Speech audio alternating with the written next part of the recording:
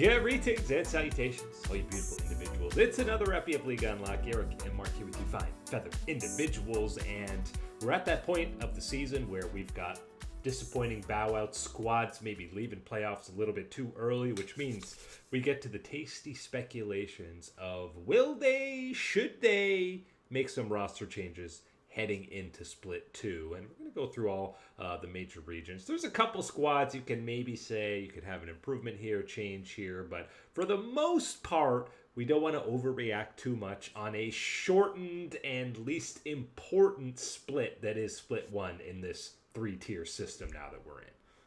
I realize that's why I felt like I needed to put on the Canada hockey jersey for today, because we're doing the whole roster discussion. Anytime you come up short from a goal, whether you are expected to be the champion or not, you're going to have this discussion in the background, and that background discussion is about this roster, about who deserves to be here, who wasn't here, all these type of things. And I think you can apply that absolutely looking at this first split for League of Legends, and especially because of looking at its value, its importance, and where it is, and then the time off till your next split. This absolutely is a period where you can have this discussion about teams that should be looking to retool now, or whether that is an overreaction at this time. And it's always way more complicated to do big roster changes in between splits. You know, other squads are still playing, not looking to make moves. There's way less availability in terms of free agents, but as we see year in and year out, contracts don't mean that much in esports, as buyouts can happen. But let's start in the LCS with the most probably obvious squad, obvious underperformance in the only winless team for the whole split in Shopify Rebellion. Squad, we were looking at maybe top 4 heading in, going through the preseason when we were doing rankings. And the truth is, we only saw 3 best of 3s. Yes, they did not win a single one. Sounds like scrims also weren't that great for the squad. But Zynie barely had 2 weeks of scrims heading into this split. And I feel like because of that incredibly short turnaround, all the visa issues, you're giving this Shopify roster another run in Split 2. Right, and I think when you're talking about this Shopify roster and specifically looking at the mid lane with Zynie, you have to have been committed to understand that if it wasn't an instant success, you still needed to give it that track room, that runway to find itself, to get that liftoff and find flight in the LCS. I think that's going to be the biggest thing for me when I'm looking at this roster. And as you laid out, you're looking at just such a short amount of sample size here for this group that it's hard to just completely write it off for a team that has pieces that should be able to find their ground, hold their ground, and make up some distance for this Shopify team that found themselves floundering throughout this first split.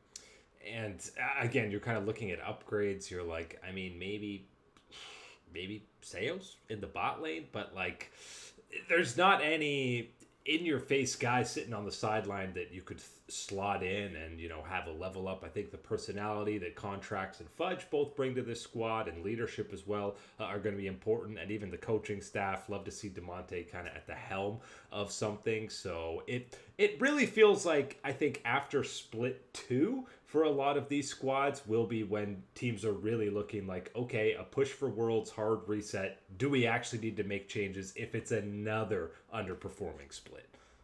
Right, and I think when you're looking at that roster and you talk about someone like Seus, I think that you could make a move for a replacement, but that'd be one of those ones where you are losing a large percentage of any of the fan base that is involved with Shopify Rebellion right now and is tuning in or is vocal for the matches. That's a big part of it, is his following that comes through. And then as well, I think though the pressure for me is in that jungle position on someone like Contracts, because if you have, again, a split that goes as sideways as it did in this first split for Shopify Rebellion, and you are such a key part of trying to get that engine moving for the team, if you're not able to find that type of movement here this split, I think that is one of the areas that would be in the danger seat. I think the only other team you're maybe talking about within the LCS is the team that had much higher expectations than Shopify in Team Liquid. And truthfully, I think you saw enough at the end of the split, 3-0ing disguised and then getting swiftly beat down by Lion, who obviously had a mega level up. But this is a long-term investment, and Team Liquid is a squad that we know is Spawn at the helm, often looking beyond just 1 year. So don't see any way, shape, or form there's any roster moves coming to this squad. The vibes still seem pretty good behind the scenes in terms of team synergy. The only thing I could see being an issue going forward is having Spawn as that remote coach, but they do have Spooks in there in person throughout. And I think when you talk about Team Liquid and you look at that roster and where it failed, you're not going to make any changes until you fully see the realized vision of having Quid and Yon on the same team. That is where you were absolutely betting on and moving forwards for this season, and you didn't get the full payment in Split 1. So I think that's absolutely one of those ones where it would be completely that knee-jerk reaction or too much of a panic mode situation to make any changes at this point, when you haven't really seen what you made the changes this offseason for at that point. And I still think that, yes, the trending direction is that you will see more of that from Team Liquid as we move into Split 2. And we've heard from most of the teams in the LCS saying Team Liquid looked like one of, if not the strongest team alongside Cloud9 in terms of scrims. I know the scrim data is very hit or miss these days, but it feels like this team only hit like 60% of its potential. We never really saw that MVP level out of Quid, so give him another split to kind of get things in order and rev it up to be a top-tier contender in the LCS. The LEC side of things, there's maybe an angle to talk about for some of the squads. Obviously, Lost Ratones and KC Blue not going to be there for Split 2, so don't need to talk about them. But what that does is open up the door for LR, some of their players, right? If that project's done, Cadril has said it, all the players have said it. We know Baus is not going to be going, he's going to be streaming. But somebody like Velia, maybe even someone like Nemesis, who I know has been opposed to returning unless it's the right offer, but I'm looking at a squad like SK Gaming, where we know leader was probably the main issue on this squad. You tell me you slot in Nemesis and Velia on this SK team and you're not feeling a whole lot better? Those are instant upgrades, and not just instant upgrades, instant substantial upgrades, I believe, to the SK roster in both of those positions if they were able to come through. I'm sorry, Mickey. I'm off. I'm leaving the ship. I'm not involved in this experiment anymore on SK. I think someone needs to take the helm that isn't you, and that person taking the helm should be identifying players like Nemesis, like Velia, like you said, that could be instant plug-and-play type of additions to this team to try and bring some life to it. Because I think out of what we saw in this past split and knowing what the landscape of the LEC is, I don't see a lot of life, a lot of fight in this roster right as it is right now to repeat in Season 2. I think this is absolutely one of those territories as you laid out. Lost Ratones, KC Blue won't be there. Sure, that's a different part of a discussion, but that also means players that you have recently seen, been tested, been at that LEC main stage level, and you got that preview and you get to take a sampling from them. And I think that's absolutely one of those territories where you're looking at middling, underperforming, failing teams in the LEC, and you say, do something. Do something. Have the courage to make a change, make a shift right now. Because I tell you right now, for teams like SK, if you're waiting to make that change next split, after the split, to try and resurrect something for Worlds, that's far too late. Yeah, and you're not going to have the time to develop. There's not going to be even probably less players available. But even a guy like Yakino on KC Blue, who's been a hyped up rookie, wanted him in the LCS. Maybe he comes back for Split 2. Maybe he plays ERL. Whatever. That's a guy who's going to get a Tier 1 opportunity sooner or later. You're not worried about shifters, really. They probably should have made playoffs. Some yucky tiebreaker. The only other LEC team I'm looking at is Fnatic. And truthfully, I don't see any possible solution for this squad apart from selling the entire organization and blowing up the whole roster, which, spoilers, will probably happen at the end of the year. It's crazy to have them on this list, and it's not even about any of the 5 starting players, really. It's nothing about the individual players or what you believe in them or anything else. It's the mess. It's the circus. It is the unprofessional attitude that you see behind the scenes from the entirety of that Fnatic organization. It doesn't matter how small or how big the role is behind the scenes. we've seen it not to be functional or not to be at a standard that is expected from one of these long-standing championship caliber organizations within the LEC. So I think, yeah, flat out, you got to make some changes here, and whether that change is simply as far as the management, the coaching structure, or the resources that are available to them, whatever, or if it's the LEC that needs to step in and enact some changes for Fnatic, something's got to shift there. Yeah, and again, I don't think it's going to be happening into Split 2. It's not even like you swap out Razork. Things are going to get fixed, even though Razork has been there 4 years on Fnatic now, like one of the longest tenured Fnatic members of all time. And, we've heard the stories of Grabs and his buddy Gax. They have to do, like, everything. They have no coaching staff outside of those two. There's no investment from the organization, which, again, screams they're already thinking about how they're pivoting out of this game. It's one of those things that, you'd barely accept from a new addition to the LEC or a struggling team in the LEC type of situation. You wouldn't even dare to accept it from a team with the history that Fnatic does. So, yeah, I think that absolutely is ringing all sorts of alarm bells in my head as far as the direction that this organization is heading. The direction of some LCK squads are going to pivot hard for Split 2. Normally, you're looking at that 10th place team saying, really underwhelming. Maybe we need to could do a complete revamp, change everything that's going on with Hanwha Life. That's definitely the play heading into Split 2, right?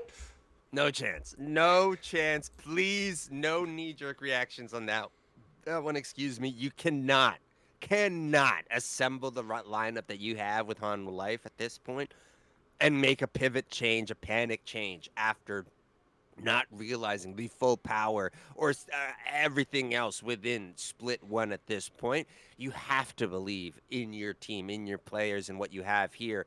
As far as retooling, the question is, can you come out of the gates with fire, with that firepower and heat out of this break? Or is it simply going to be one of these ones where you're still playing catch-up to everybody else in the LCK that has been playing? I'm expecting super hot fire coming out of them because we're talking about world championship MVP all pro level players across the board on this roster. You don't think they're a little embarrassed, a little angry at how things played out to close out this first split of the LCK? Guma, Zeus, and the boys, they're going to be looking to prove themselves in Split 2, and I'm fully expecting them to be hovering around top 3 for the entirety of Split 2, because, come on, we've talked about it before, kind of a garbage LCK Cup format, and nobody with a sane mind is saying Hanwha Life were the worst team in the LCK and the LCK Cup. Bad format, and as well, maybe not realizing how significant a role Peanut played on and off the rift for the Hanwha Life team, and then what it was going to take and, the timeline to rebuild some of that within this roster on Hanwha Life. I think that was one of those things that happens, but yes, no chance, no way you're saying that it's going to be a repeat type of performance. And I mean, never mind 10th place, never mind in the bottom half of the LCK being that repeat performance. You have to believe in that bounce back, and especially a player like Gumayushi down in that bottom lane, making this change, moving over teams at this point. You can bet your bottom dollar that that's a guy that has that fire, has that motivation, and especially we've seen in various other situations where you are looking for that bounce back, for that fiery punch to come through. Guma is a pretty damn good option to have in your bottom lane and one of the most driven guys in the LCK. And it might be a blessing in disguise because people's hype and expectations quickly fell off a cliff for Hanwha Life, and now all of a sudden they're probably going to be disrespected and underrated with this star-studded roster, at least going into Split 2. But outside of the 10th place team, I'm mainly just looking at maybe some of these young guns getting an opportunity in Split 2, getting promoted, lighting a fire under some of the veterans. We've talked about Calyx over Scout to start for Nongshim. Vincenzo needs some time on DRX. They got Lazy Feel in Challengers. Lazy Feel should be starting over Jiwoo for DRX, first and foremost. So let me see it.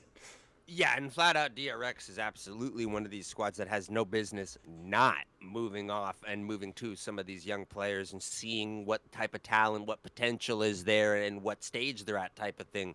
Very much so. We're looking at DRX, but especially as well Nongshim, when you are talking about Calyx in the mid lane, that is a prime spot where I would be looking to make that transition, looking to see just how good you are at this point.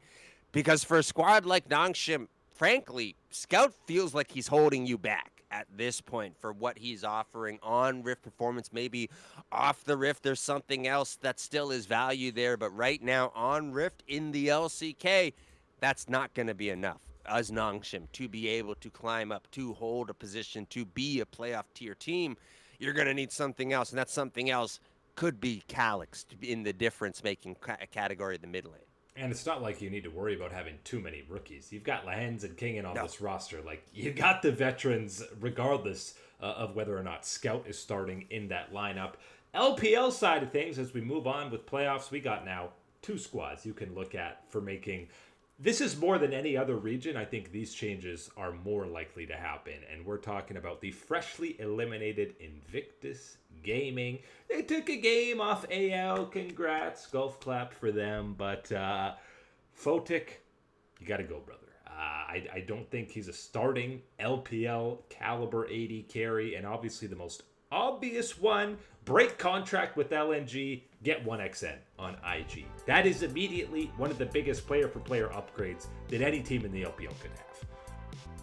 Also, will mention flat out, IG should have found a way to win game 1 of this series against anyone's legend, which would then, if everything played out, would have led them to being up 2-0 in that series. Not the way that things played out or do work out in any type of way. But yes, anyone's legend dispatches IG, and very much so a clear example that IG is one of these organizations that should be looking to retool, revamp themselves in some sort of way. Does that involve the Shy coming back into the top side? I don't really know about that one, but I certainly know that the top side is an angle where I would be looking for a replacement, because it hasn't been anywhere near the level that it has to be a contending team in the LPL right now. And unfortunately, this one hurts me. ADC, Fnatic, down in the bottom lane. I was really hoping that he would find some success here on IG and really kind of prove a lot of these doubters or haters wrong for his performance. Unfortunately, he's validated a lot of them with a lot of the stuff that we have seen throughout this split, and especially in these playoffs. And I think it might be time to take a flyer on a young gun in the mid lane. I know he's one of the GOATs, but Rookie just got gapped by Shanks this series. He was down 2 levels in most of these games. He's whiffing Yone ultis, getting solo killed by an Annie. It was not pretty to watch.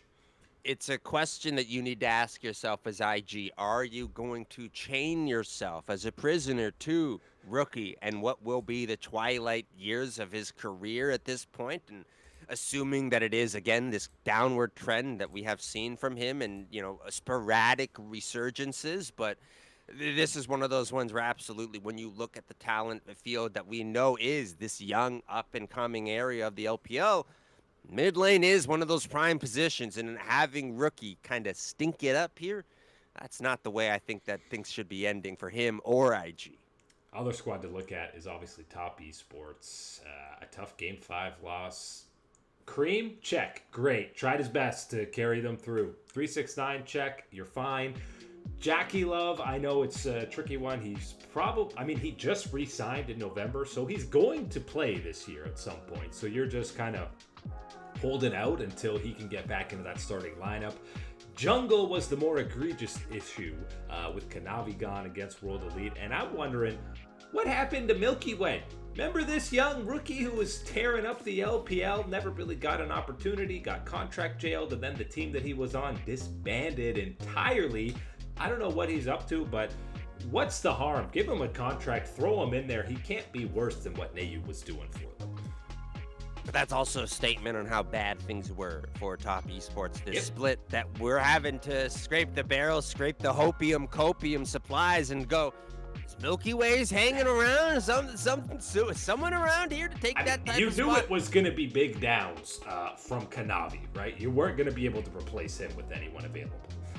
Right, and I think this is one of those ones where it is absolutely no real shocker that Top Esports is in this type of position. A little bit of a shock that it is as drastic a situation, I think, as it is at this point, to recognize not only, one, You desperately need the return of Jackie Love. That is a tool that you cannot go without, an edge, a firepower that you need to match within the LPL. And without that, you are not at that level. And secondly, yes, replacing Kanavi in any sort of way didn't happen for this team. And so no Jackie Love, no Kanavi.